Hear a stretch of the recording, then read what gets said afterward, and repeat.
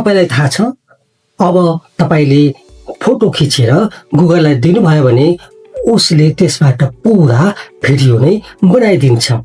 Text, image, audio, video जुनसुकै input दिनुस्, गुगलले अब तपाईको जुनसुकै पनि आउटपुट निकाल्दिन्छ। यो साइन्स फिक्सन होइन, यो त भइसक्यो। Check this out. This is Google Gemini Omni. It sees and understands everything.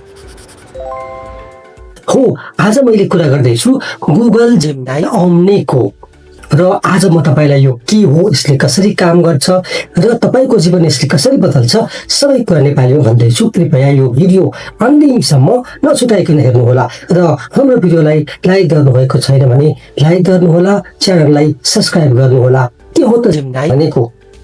मे 19 2026 मा गुगलको सबैभन्दा ठुलो इभेन्ट गुगल I/O 2026 मा गुगल सिइओ सुन्दर पिचाईले मञ्चमा आएर एउटा घोषणा गरे जसले पुरा टेक दुनिया हल्लायो। गुगल जेमिनाई यो नयाँ मोडलले जुनसुकै इनपुटबाट जुनसुकै आउटपुट बनाउन सक्छ।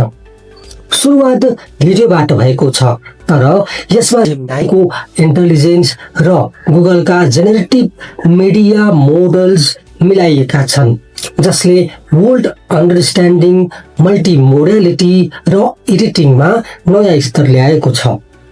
सजिलो भाषामा भन्नुपर्दा तपाईले फोटो दिनुस्, यसले भिडियो बन्छ।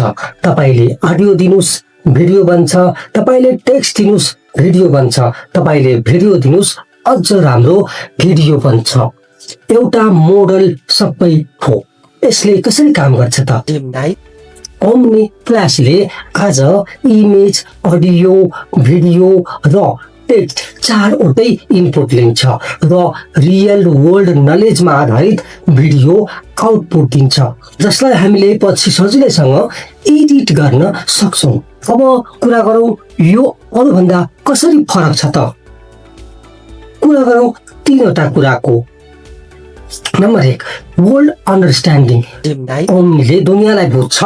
एउटा फोटोमा के छ, त्यो कुन ठाउँ हो, कुन कन्टेक्स्ट हो, सबै बुझ्छ। Number 2, conversational editing. तपाईले कुराकानी गर्ने भाषामा नेचुरली एडिट गर्न सकिन्छ। जस्तै यो भिडियोमा आकाश नीलो बनाइदेऊ बस। Number 3, character consistency.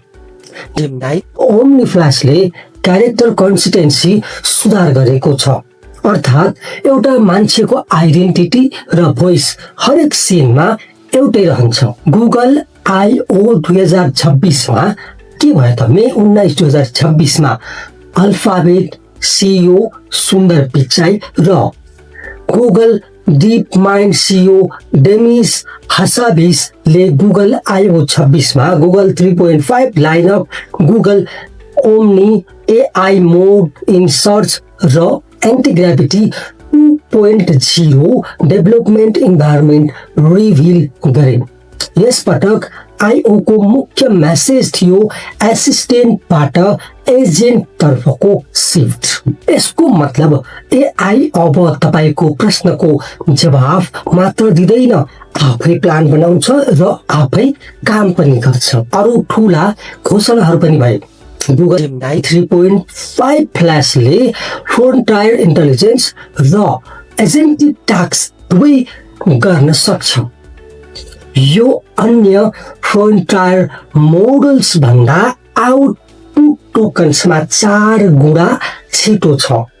AI ओभरयुज अहिले 2.5 बिलियन मन्थली एक्टिभ युजर्स पुगेको छ र AI मोड जुन 1 वर्ष अगाडि मात्रै आएको थियो, पहिले नै 1 बिलियन मन्थली एक्टिभ युजर्स नागिसक्यो। यो टेक्नोलोजीले हामी नेपालीहरूको जीवनमा के असर गर्छ त? युट्युब क्रिएटर्सहरूका लागि अब तपाईले एउटा फोटो दिएर यसबाट नेपाली सङको भिडियो बना भन्छ।